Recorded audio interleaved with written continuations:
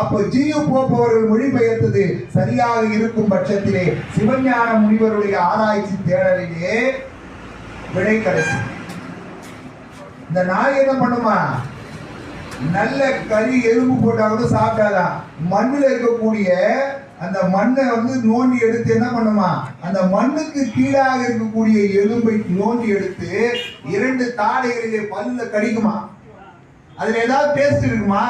ஆனா நன்றாக மீண்டும் பலமுறை கடிக்க கடிக்க அந்த எலும்பானது உடைந்து அது போய் தாடையில குத்திக்கும்.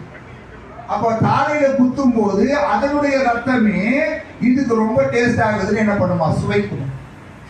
புரியுதா அடியேன்னு சொல்றது? அந்த எலும்பு இன்னைக்கு கசாக்கடையில வெட்டினா போட்டா சாப்பிட்டா ரைட்டு, அதுவே உயர்வான நிலை. ஆனா அதெல்லாம் விட்டுட்டு இந்த நாய் எப்பயோ புதைச்ச அந்த டெட் பாடி